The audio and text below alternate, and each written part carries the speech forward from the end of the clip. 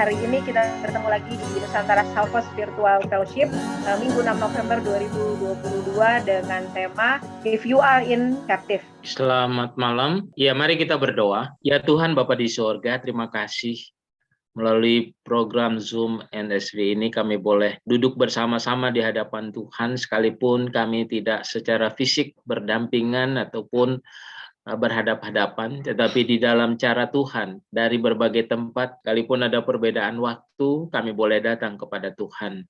Saatnya kami akan mendengar uraian sabdamu, biarlah Tuhan memberkati seluruh persiapan hamba-Mu, demikian juga saudara-saudara, Bapak Ibu yang ada di dalam Zoom ini, dimanapun berada, kiranya kami dapat mengikuti acara ini dengan tuntas. Dan seluruh jaringan internet yang kami gunakan dan juga peralatan baik HP maupun juga laptop dapat berfungsi dengan baik. Dalam nama Tuhan Yesus kami berdoa. Amin. Nah, Bapak Ibu, saudara-saudara, saya berterima kasih kepada Tuhan, terima kasih kepada Nodi yang sebagai host dari acara ini. Sekali lagi saya minta maaf tidak setiap minggu saya bisa tune in dengan saudara-saudara. Saya sedang berusaha juga untuk hal itu, tapi ada aja selalu kegiatan setiap minggu sore ataupun minggu pagi nanti datang sesudah lewat jam acara.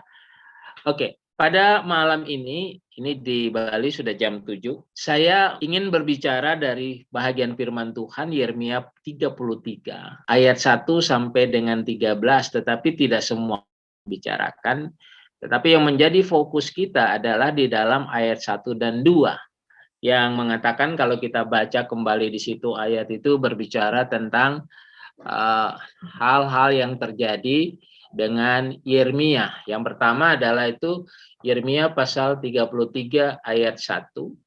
Berserulah ayat 1 mengatakan datanglah firman Tuhan untuk kedua kalinya kepada Yeremia ketika ia masih terkurung di pelataran penjagaan itu. Bunyinya, beginilah firman Tuhan yang telah menjadikan langit dan bumi, membentuknya dan menegakkannya, Tuhan ialah namanya. Yang menjadi fokus kita adalah ketika ia masih terkurung. If you are in captive. Di saat Kristus berserulah kepada Tuhan, masih ada Kristus. Kira-kira demikian arah pembicaraan kita pada sore hari ini. Nah, ada ayat yang begitu familiar di dalam Yeremia 33 ini, ayat 3. Berserulah kepadaku, maka aku akan menjawab engkau. Jadi ini satu pola doa yang tidak perlu kita ragukan lagi sebagai orang yang percaya kepada Tuhan. Berserulah kepadaku, Tuhan bilang, maka aku akan menjawab engkau. Nah, aku akan menjawab engkau jika engkau berseru. Nah, ada satu ayat yang berhubungan dengan kata berseru di Mazmur 50 ayat 15 mengatakan demikian. Berserulah kepadaku pada waktu kesesakan. Nah, kesesakan itu sama dengan terkurung, in captive. Aku akan meluputkan engkau dan engkau akan memuliakan aku. Nah, ini kalimat-kalimat firman Tuhan yang sangat positif jika kita berseru kepada Tuhan di dalam kesesakan atau dalam keadaan terkurung. Seperti kita tahu, sikon kita saat ini ke depannya diramal akan gelap. Ya, gelap dalam arti semua serba susah. Akan ada resesi, kata para ahli ekonomi ya. Para pejabat negara kita pun juga Bapak Presiden juga mewanti-wanti kita semua. Di berbagai tempat akan terjadi kebangkrutan, bahkan beberapa negara sekarang telah antre katanya menjadi pasien IMF. Dan kita berharap Indonesia tidak masuk ke dalamnya. Akan ada kelaparan di berbagai tempat. Nah, mungkin kalau Ariel bisa tadi menyaksikan, dia ada keliling di Eropa, benar nggak kelaparan terjadi di sana karena perang Rusia dan Ukraina, seperti itu. Lalu sebenarnya teman-teman sekalian, berita seperti ini sudah sejak tahun berapa tuh, tahun 1998 ya, sejak.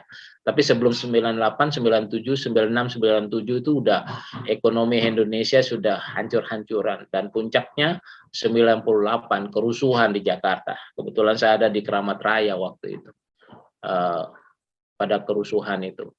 Dan itu semua pendapat para pakar ya. Jadi menjadi konsumsi empuk bagi orang-orang ataupun para pakar, para oposan yang tidak sependapat dengan pemerintah kita bahwa memang akan terjadi krisis ekonomi. Itu pendapat mereka. Dan pejabat, karena dengan memberikan komentar yang pedas-pedas dan juga memberikan komentar mendapat bayaran yang tinggi. Apalagi sekarang kan banyak sekali podcast di YouTube itu, wah, sepertinya tidak ada batasan lagi, tidak ada lagi sopan santun. Caci maki berkembang biak di situ itu, kalau kita mengikutinya. Nah, firman Tuhan katakan kita hidup bukan apa yang dikatakan oleh manusia, tetapi kita hidup dari setiap firman Tuhan. Hendaknya saudara mengamini ini. Jadi kesaksian-kesaksian tadi mencerminkan kepada kita bahwa Ibu Frida nggak kebayang 70 tahun ya lalu Pak Mamesa sempat ke Korea bersaksi tentang bagaimana Tuhan berkarya di dalam kehidupan Pak Mamesa. Jadi walaupun orang mengatakan krisis, kita tetap dapat Ibu Frida jalan-jalan kemana-mana. Bersyukurlah Ibu punya anak-anak, punya anak mantu yang baik-baik ya. Saya percaya anak mantu Ibu dan anak-anak pasti anak mantu yang baik ya, apalagi anak opsir gitu ya. Nah, ini luar biasa ya. Nah, apa yang kita harus perbuat? Yeremia 33 ayat 1 dan 3 itu memberi kita penegasan. Datanglah firman Tuhan untuk kedua kalinya kepada Yeremia ketika ia masih terkurung di pelataran penjagaan itu.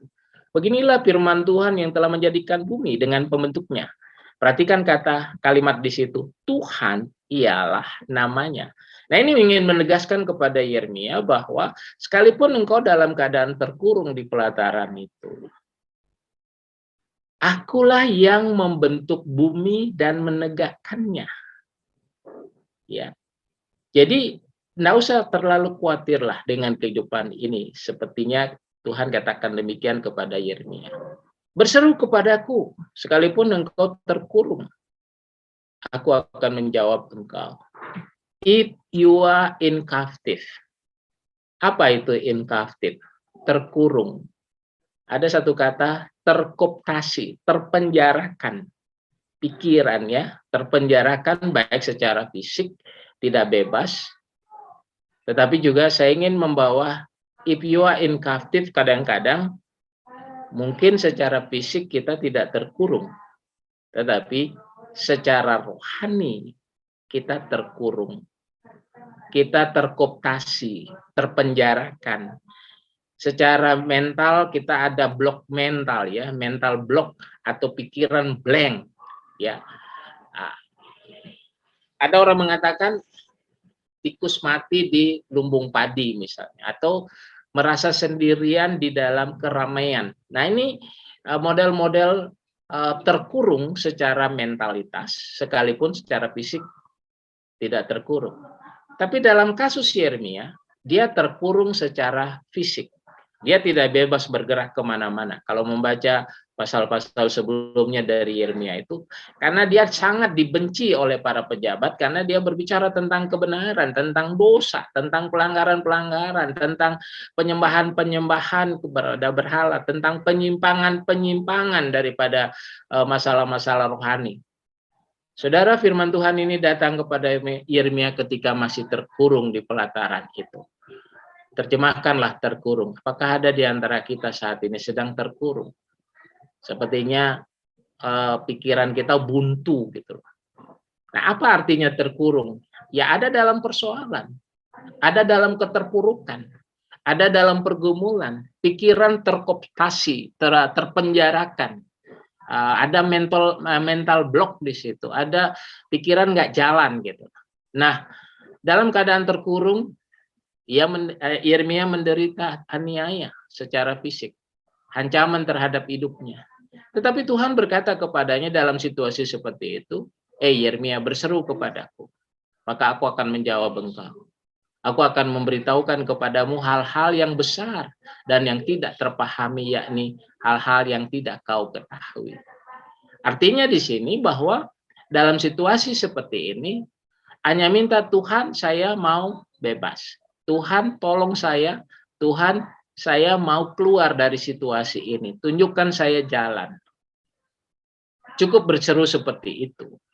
Karena nanti Tuhanlah yang memberi kita jalan keluar. Jangan kita mendikte Tuhan di dalam doa kita. Tuhan, saya mau keluar, tapi saya mau melalui pintu ini. Gitu. Tapi kadang-kadang Tuhan mungkin tidak mengeluarkan kita dari situasi terkurung, tidak melalui pintu. Bisa saja Dia mengangkat kita. Bisa saja dengan cara-cara yang di luar daripada planning kita. Demikian juga pada waktu Yeremia dalam keadaan terkurung, dia berseru kepada Tuhan. Nah, mungkin ada di antara kita pada saat ini, hari-hari ini juga dalam keadaan terkurung. If you are in captive, dengan apa? Mungkin ada sakit penyakit barangkali, masalah hutang, masalah keluarga, masalah bisnis yang kurang baik, hubungan dengan teman, hubungan dengan keluarga. Sore ini berserulah kepadaku, kata Tuhan. Aku akan menjawab engkau dan akan memberitahukan kepadamu hal-hal yang besar dan yang tidak terpahami, yakni hal-hal yang tidak kau ketahui. Ayat 3. Mari berseru kepada Tuhan, maka Tuhan akan menjawab saudara. Dan memberitahukan saudara hal-hal yang besar dan yang tidak terpahami. Tidak masuk akal kadang-kadang cara Tuhan menjawab doa kita. Sulit kita pikirkan. Tadi Nodi menyanyi, sulit kita memahami keindahan yang Tuhan beri dalam hidup kita. Sulit kita memahami dengan akal sehat kenapa Yesus mau mati untuk saya. Sulit untuk kita memahami kenapa dengan saya mengaku dan percaya saya diselamatkan. Sulit kadang-kadang untuk hal itu. Tetapi nyata, ya. Sulit untuk dipikirkan dengan akal sehat, yakni hal-hal yang kita tidak ketahui. Artinya di sini kita berjalan dalam iman.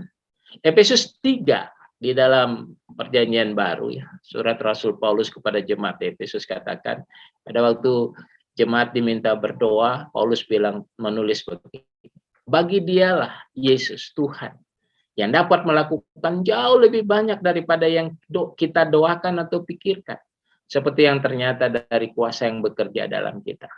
Nah, kalau saudara dan saya kadang-kadang doa kita itu otomatis, itu wajar saja, itu tidak salah.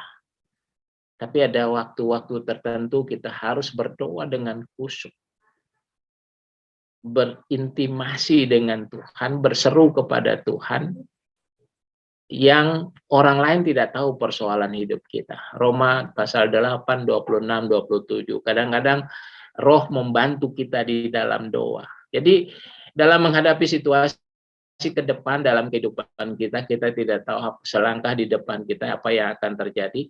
Mari kita datang kepada Tuhan dengan cara berseru kepadanya dengan tidak biasa. Sekalipun barangkali kita tidak mampu berseru, berteriak, tetapi pakailah roh saudara, berseru kepada Tuhan. Ketika doa-doa kita terasa tidak kunjung dijawab, dan ketika daya upaya kita sudah tidak memungkinkan, hanya ini yang bisa kita lakukan, yaitu berteriak dan berseru-seru memanggil nama Tuhan dengan segenap kekuatan kita. Ya, kita tidak perlu menari-nari, lompat-lompat, tapi kita berteriak dalam roh kita, dalam hati kita. Kalau memang harus berteriak dengan suara, saya sih sarankan masuk kamar mandi, ya, berteriaklah kepada Tuhan di sana. Katakan apa yang saudara hadapi. Jangan persoalan itu membuat kita panik, ya, membuat kita kehilangan akal sehat. Nah, dalam nats hari ini Tuhan berjanji bahwa tatkala kita berseru kepada Tuhan, Dia akan menjawab kita, saudara. Ini hal yang positif dalam bahagian firman Tuhan ini, bahwa ada promise di situ, ada janji. Dan janji Tuhan itu pasti ya dan amin. Bahkan lebih dari yang kita terpahami, yakni hal-hal yang kita tidak ketahui. Apa yang tidak kita pernah dilihat oleh mata, dan tidak pernah didengar oleh telinga, dan yang tidak pernah timbul dalam hati manusia, semua disediakan Allah bagi mereka yang mengasihi kita. Itu dalam 1 Korintus pasal 2 ayat 9 kita dapat baca. Nah, saudara-saudara, Paulus sendiri mengakui bahwa barang siapa berseru kepada nama Tuhan akan diselamatkan. Ingat waktu Paulus dan Silas ada dalam penjara di Filipi, Kisah Para Rasul 16. Secara fisik ia dalam keadaan terkurung. Tetapi ia berseru kepada Tuhan karena imannya bebas. Dia menyanyi di tengah malam. Maka pintu penjara rontok habis. Saudara-saudara, jangan kita terpuruk dengan keadaan kita. Sepertinya kita kehilangan akal sehat. Nah, malam ini firman Tuhan datang kepada kita. Apapun kondisi kita, berserulah kepada Tuhan. Yeremia meskipun sebagai seorang nabi pun mengalami masa-masa yang sulit. Dia terus berusaha untuk berseru kepadanya. Ketika ia menyampaikan nubuatan dan perintah Tuhan, ia dibenci dan dianiaya, dibuang ke sumur. Tapi pada waktu dia dibuang ke sumur, Tuhan membebaskan dengan mengutus orang untuk mengangkat dia ke sana. If you are in captive. Beberapa contoh kasus. Saya minggu yang lalu, Sabtu tanggal 29 Oktober yang lalu, sebenarnya karena hari Senin, hari Kamis, Jumat itu saya betul-betul agak fosir karena seperti Bapak Ibu tahu ya, saya sekarang terlibat dalam satu pelayanan di kampus di Bali. Ada beberapa urusan yang saya 2 hari itu harus terselesaikan. Dan hari Sabtunya itu sepanjang hari saya ada di kantor, hari Sabtu masuk kantor juga karena ada kunjungan dari LL di Jakarta, dari Mendikbud dan Menristeknya. Nah, pada waktu saya duduk situ, saya sudah rasa badan saya nggak enak, sudah jadi di ruang AC, lalu saya pulang sampai di rumah saya bilang sama istri saya dan anak-anak, saya tidur dan cari keringat. Tapi saya nggak bisa tidur dan dapat keringat karena saya gelisah. Hari Minggunya itu saya harus khotbah. Nah, malam-malam seperti begini saya duduk di depan laptop ini, lalu saya mulai mengetik. Saya punya khotbah dan kebetulan temanya bebas, jadi saya bisa pakai ayat yang mana yang saya mau ambil gitu. Nah, sedang saya mengetik itu, saya dalam keadaan demam, tiba-tiba ada seorang hamba Tuhan yang pernah saya kenal di Jakarta, kebetulan dia orang Bali juga. Men-teks saya bahwa istrinya ada di rumah sakit, butuh dana dan malam itu harus keluar dari rumah sakit. Dananya itu 13 juta. Dia bilang, Pak Made tolong bantu dulu. Waduh, dari mana saya ambil uang 13 juta cash malam-malam seperti ini. Nah, apa yang saya buat, sedang saya ngetik-ngetik di laptop ini, tapi pikiran saya juga gimana menolong orang ini dalam keadaan seperti ini. Dan malam itu dia balik ke Jakarta, istrinya ada di Bali, dirawat di rumah sakit, salah satu rumah sakit di sini dalam tensi tinggi dan jantung, karena rupanya sudah mulai ada perubahan, dia harus keluar rumah sakit. Apa yang saya buat? Saya mempraktekkan bahagian firman Tuhan yang malam ini saya bagikan, yaitu berseru kepada Tuhan. Saya men-teks beberapa teman, sahabat-sahabat lama. Kebetulan sekarang juga saya bergabung di Full Gospel Businessman Fellowship di Bali. Dan kami punya grup. Kalau ada persoalan saya teks di situ, saya hanya pikir apakah ada yang merespon. Tiba-tiba ada yang merespon, 1, 2, 3. Puji Tuhan. Dalam situasi seperti itu, Tuhan masih menggunakan apa yang saya mampu lakukan untuk menolong teman ini. dan istrinya sekarang sudah balik ke rumah, dan dalam waktu 2 hari, besoknya hari Seminggu dan Senin, uangnya sudah terkumpul 13 juta. Ada yang memberi 500.000, 1 juta, ada yang 150, berapapun. Akhirnya mereka keluar, istrinya keluar. Bapak-bapak, saudara-saudara, contoh lain dalam Perjanjian Lama, misalnya Daniel, Mesak, dan Abednego. Tolong nanti baca Daniel pasal 3 dan 6. Pada waktu Daniel ada di lautan api itu, sebenarnya secara fisik dia akan mati, terbakar. Tapi karena di dalam hatinya dia selalu berseru-seru kepada Tuhan, dia memberi jawab kepada Raja Nebukadnezar, saya tidak mau menyembah itu patung. Seandainya Tuhan tidak selamatkan saya tahu kepada siapa saya percaya. Ini luar biasa, itu Daniel 3, Bapak-bapak Ibu. Jadi kematian bukanlah akhir, ataupun masalah yang membawa kita kematian bukanlah akhir hidup orang yang percaya kepada Tuhan. Demikian juga Daniel pasal 6, pada waktu Daniel ada dibuang ke gua singa itu. Nah, saya tidak tahu kenapa Daniel punya iman seperti itu. Tapi kalau kita mau mengikuti rahasianya Daniel, betapa setiap saat dia berseru kepada Tuhan, berseru kepada Tuhan, berseru kepada Tuhan, menyembah kepada Tuhan. Jadi hidupnya dia itu penuh dengan seruan kepada Tuhan. Jadi ada yang mengatakan pada waktu Daniel dibuang ke gua singa, singa nggak mau makan Daniel karena Daniel terlalu kurus katanya. Tapi itu hanya joking aja, hanya lelucon saja. Tapi kesaksian Daniel bilang apa? Pada waktu Raja Darius tanya, Daniel apakah kau masih hidup? Dia bilang, apakah kau dimakan singa? Daniel bilang, tidak. Tuhan mengatupkan mulut-mulut singa itu. Akhirnya apa yang jadi? Dia dikeluarkan dari gua singa, yang membuang dia ke gua singa, begitu dibuang kembali ke gua singa, dan belum badannya sampai di gua singa itu, singa sudah caplok dia. Kenapa? Karena dia berseru kepada Tuhan. Daniel berseru kepada Tuhan. Dalam apapun situasinya dia berseru kepada Tuhan. Dan Tuhan menjawab dia dengan hal-hal yang tidak dia pahami. Tapi dia diselamatkan. Di dalam Perjanjian Baru ada contoh Bartimeus, seorang pengemis buta. Terkurung, terkapit dalam kebutaan secara fisik. Tapi telinganya begitu sensitif. Bahwa dia dengar Yesus sedang lewat.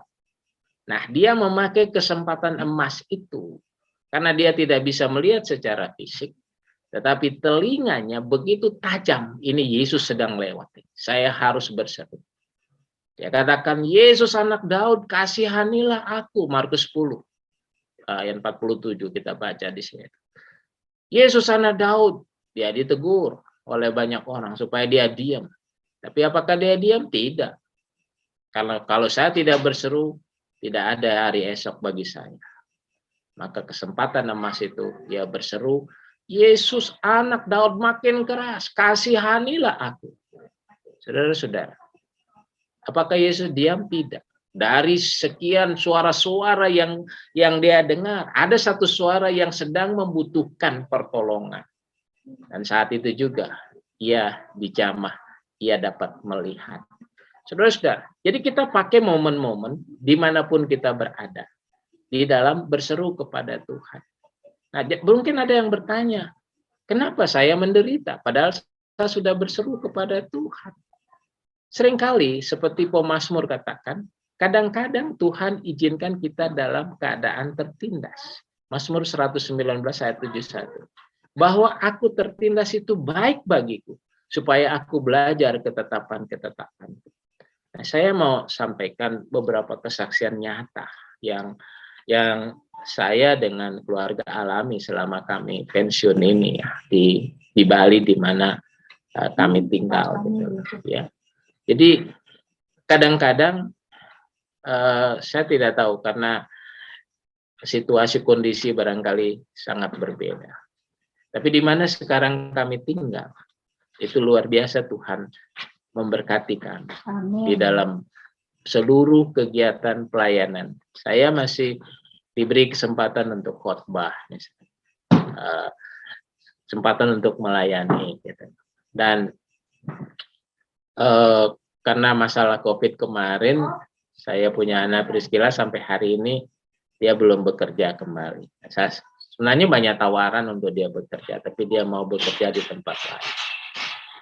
Nah, dalam situasi seperti ini, kita hanya bisa berseru kepada Tuhan, membawa kepada Tuhan. Demikian juga seperti Bapak Ibu tahu anak saya yang pertama di kursi roda. Sampai hari ini juga dia tidak bekerja. Tapi pada waktu saya berseru dengan istri kepada Tuhan, Tuhan memberi saya ketenangan. Saya nggak tahu bagaimana nanti dia. Tapi saya dengan istri kan tidak akan semakin mudah. Nah, masih saya kuat, saya akan berusaha apa yang saya bisa lakukan. Nah, saya katakan, Tuhan, kalau ini memang kehendak-Mu, kami harus melakukan ini dan itu. Beri saya kekuatan. Beri saya kemampuan. Bahwa aku tertindas itu baik bagiku. Persoalan itu datang kepadaku baik bagiku. Supaya aku belajar ketetapan seperti itu. Nah, ada banyak peristiwa-peristiwa di dalam Alkitab yang bisa kita ambil. Kenapa saya mengalami seperti ini? Seperti pemazmur katakan, sebelum aku tertindas, aku menyimpang, tetapi sekarang aku berpegang pada janji-Mu sesudah mengalami penindasan itu. Nah, tolong perhatikan Alkitab kita. Yeremia pasal 33. Berserulah dalam kesesakan, dengar janji ini. Ayat 7. Ayat 6 katakan, sesungguhnya aku akan mendatangkan kepada mereka kesehatan dan kesembuhan jika kita berseru dalam kesakitan.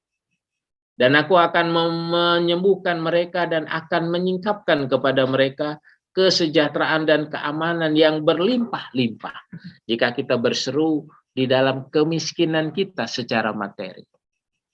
Oke, barangkali kita tidak meminta kekayaan kepada Tuhan. Tapi kalau Tuhan memberi kita kekayaan, why not? Bagi teman-teman sekalian. Nah, ayat 7, berserulah kepadaku, ayat 7, aku akan memulihkan keadaanmu.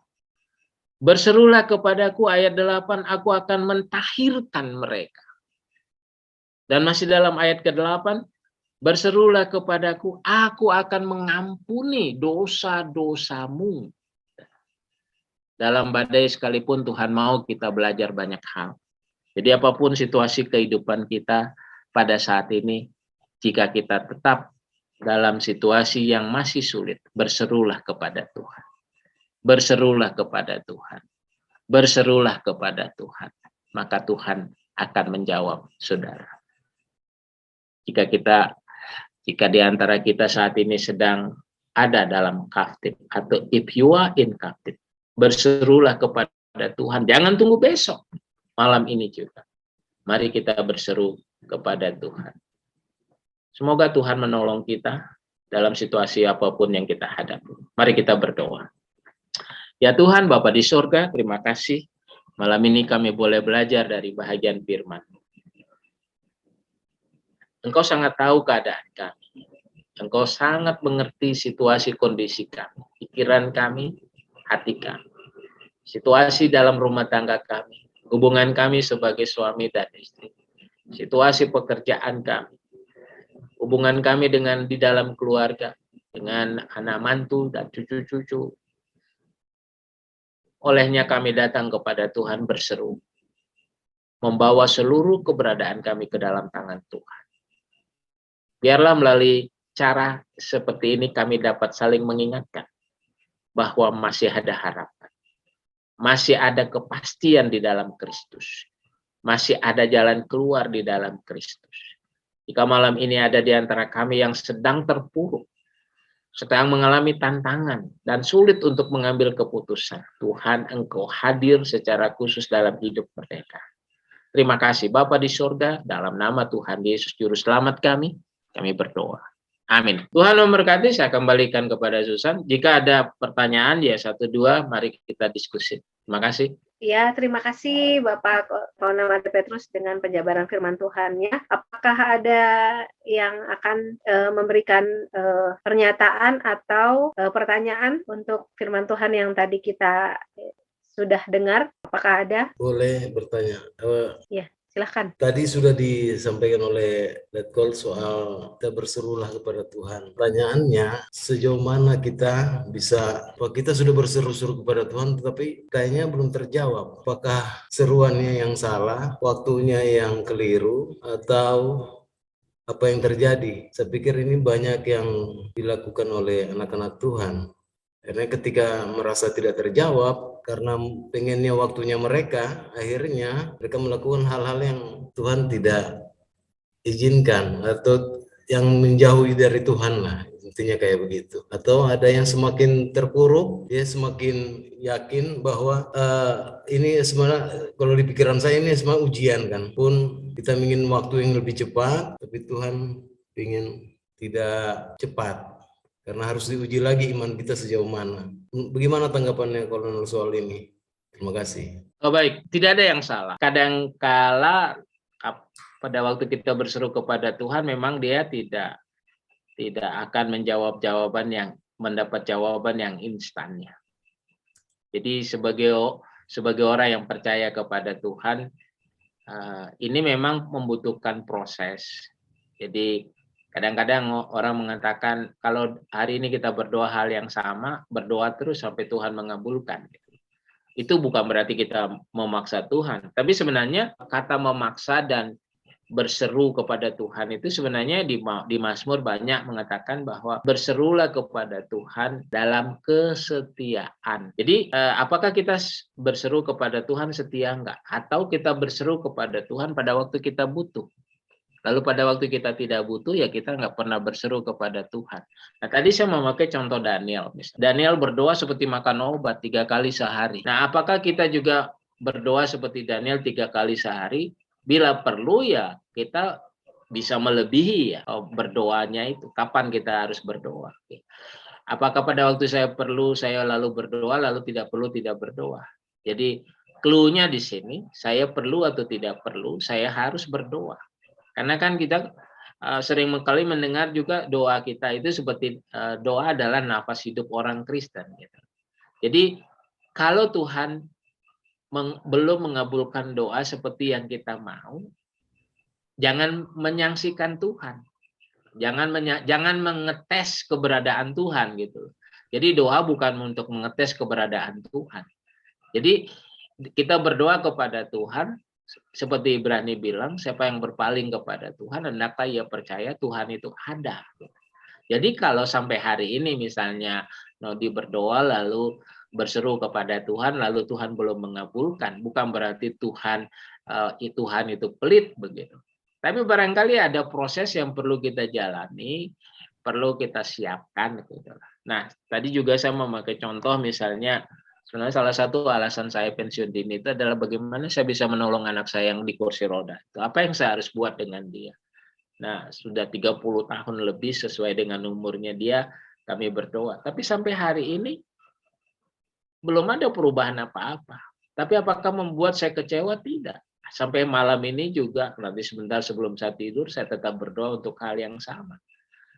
Tapi Tuhan memberi kepada kami jawaban-jawaban yang di luar ekspektasi kami. Nah, selama 3 tahun terakhir ini saya hampir tiap hari boleh dengan dia. Yang lalu barangkali kami banyak pergi dan pelayanan dan lain sebagainya, sibuk. Lalu kadang-kadang tidak memperhatikan dia.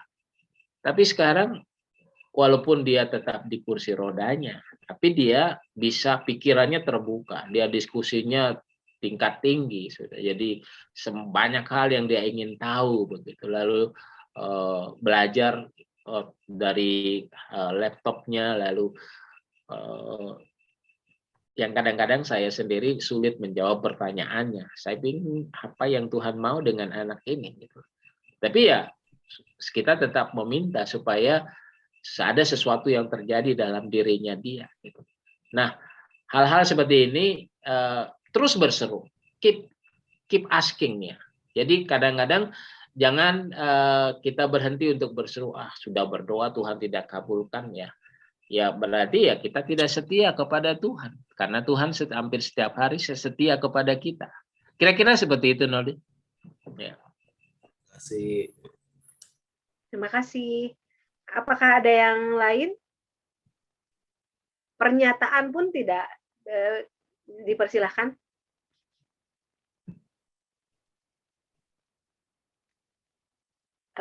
Atau ini Pak, saya punya pertanyaan, bagaimana menyikapi anak-anak yang dengan dengan pengetahuan mereka yang mereka dapat dari sosial media, lalu mereka merasa dan terkungkung sama sosial medianya itu, kehidupannya sehari-hari berdasarkan interaksi mereka dengan sosial media, lalu mereka punya pemikiran dan pemahaman sendiri yang akhirnya pada saat kita mau masuk lalu menjelaskan tentang kalau Tuhan tuh pemikirannya begini, kalau Tuhan tuh mengajarkannya begini. Tapi mereka dengan yang interaksi mereka dengan sosial media yang jauh lebih besar waktunya, itu mereka jadi apa ya? Ya itu terkungkung dengan pemikiran mereka dan tidak mau merespon dengan apa yang kebanyakan orang tua sampaikan. Makasih Pak. Ya, oke Susan, ini saya kira pertanyaan yang bagus dan ini pergumulan kita semua juga ya dengan anak-anak kita gitu. Tentang sosial media, apalagi seperti sekarang zaman HP itu nggak bisa lepas lagi dari anak-anak gitu. Jadi ini juga perlu kita waspadai supaya anak-anak kita tidak terdidik ataupun dibesarkan oleh sosial media seperti itu. Barangkali Susan perlu ada pembicaraan khusus dengan anak-anak bahwa semua yang ada di sosial media itu belum tentu benar ya, karena banyak juga yang hoax ya. Makanya cek dulu sebelum sharing apa istilahnya itu. Jadi banyak juga yang kabar-kabar bohong di dalam sosial media itu. Jadi sebagai orang tua ya memang kita kadang-kadang memang harus masuk ke dunia mereka. Jadi tunjukkan mana yang salah, mana yang benar gitu. Karena di sosial media itu apa saja ada di situ gitu. Nggak bisa lagi kita membendung ini nggak boleh, itu nggak boleh, karena mereka lebih pintar. Saya punya anak-anak lebih pintar itu dengan sosial media daripada saya. Tentang bagaimana mengklik ini ya. Saya apalagi kalau HP kita masih HP jadul gitu. Jadi Tuhan mengatakan seperti ini di sosial media, kita kan tidak hidup dari sosial media, tapi apa yang firman Tuhan katakan. Apa yang firman Tuhan katakan, bukan yang dikatakan oleh sosial media gitu. Ya. Dan sekarang ini kan sosial media memang merajai hampir semua segi kehidupan kita gitu. Termasuk kita juga gitu. Jadi kalau apa-apa sekarang kan kita lebih cenderung klik sini klik sana di sosial media kita. Begitu juga pada waktu mencari barang tidak lagi pergi ke toko tapi mencarinya di sosial media gitu. Begitu juga mau tanya apa saja di Home Google itu ada gitu. Tapi kadang-kadang perlu di cross check jawabannya. Kadang-kadang jawabannya tidak sesuai dengan yang kalau berbicara tentang firman Tuhan. Apa yang disampaikan oleh sosial media di Google itu kadang-kadang terjemahannya nyeleneh. Jadi tidak cocok dengan ayat. Nah, seperti itu Susan, kira-kira. Ya. Terima kasih Pak. Saya coba bantu jawab. Ini ada Pak Wimi. Ya Pak Wim. Silakan ya, Pak. Terima kasih. Ini orang Jogja ini. Ya, begini. Mungkin tidak menjawab ya. Tanggal 24 November, Koros Jogja akan mengadakan HUT dalam bentuk talk show bersifat blended. Jadi nanti kami berikan juga undangannya ke grup ini. Ada dua hal yang akan disampaikan, yaitu yang pertama tentang aging, karena ada ahlinya Prof. Siagian. Jadi tentang penuaan, bagaimana kita menghadapi usia yang makin lanjut, apakah kita perlu kecewa, khawatir, takut, dan sebagainya. Yang kedua adalah tentang digital parenting. saya akan menyampaikan hal itu tentang pengasuhan digital.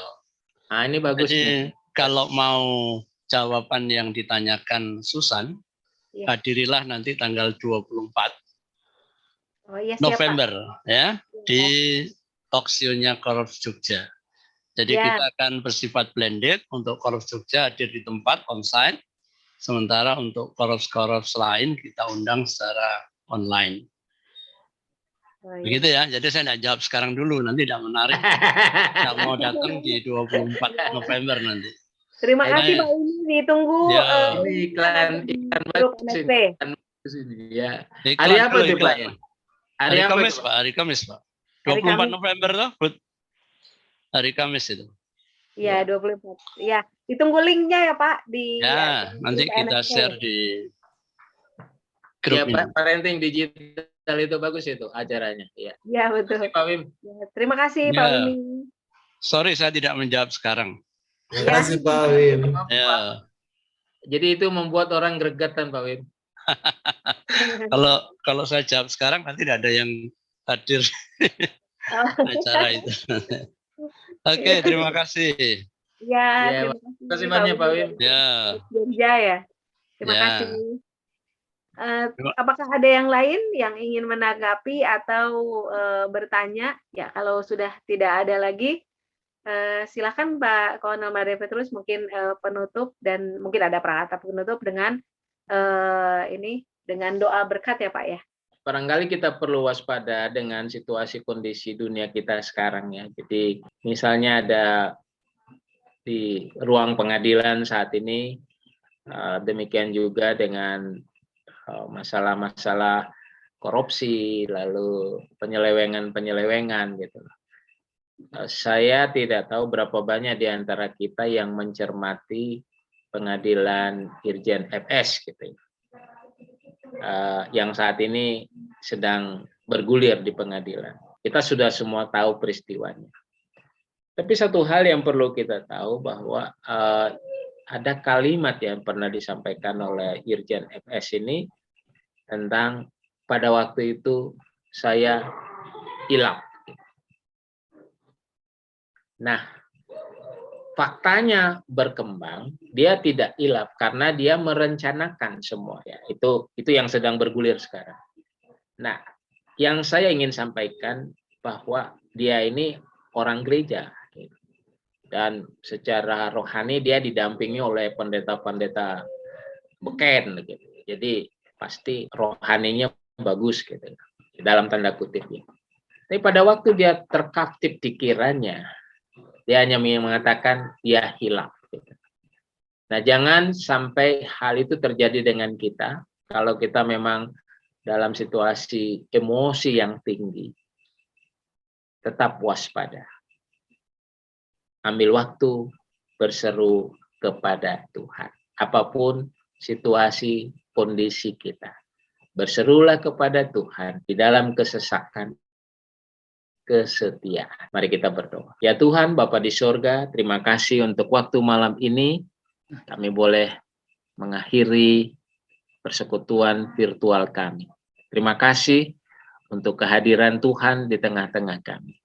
Terima kasih untuk mereka yang telah berkontribusi melalui kesaksian, melalui pendapat, melalui pertanyaan.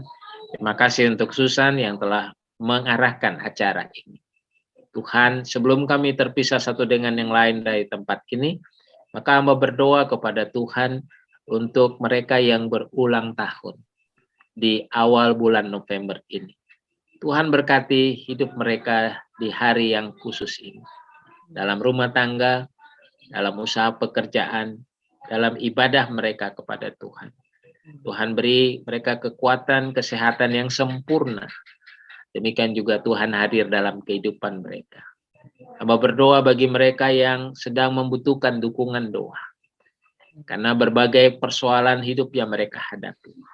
Baik dalam pekerjaan, dalam rumah tangga, dalam apapun yang mereka sedang pikirkan dan gumulkan saat ini.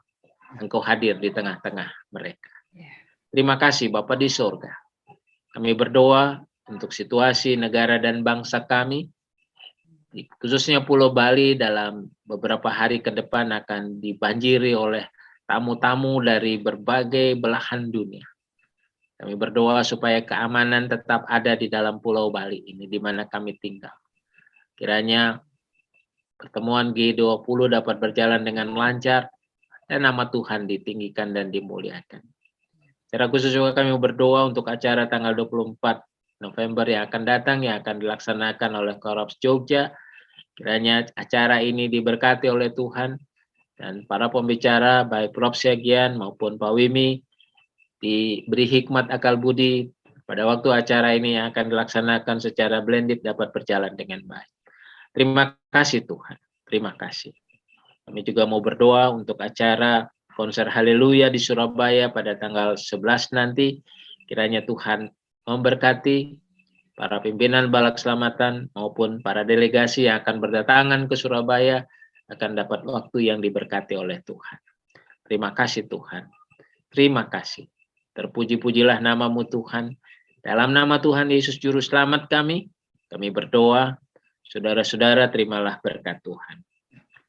Kiranya kasih Allah Bapa, anugerah Tuhan Yesus Kristus, persekutuan Allah Roh Kudus menyertai saudara-saudara, mulai saat ini sampai Tuhan datang.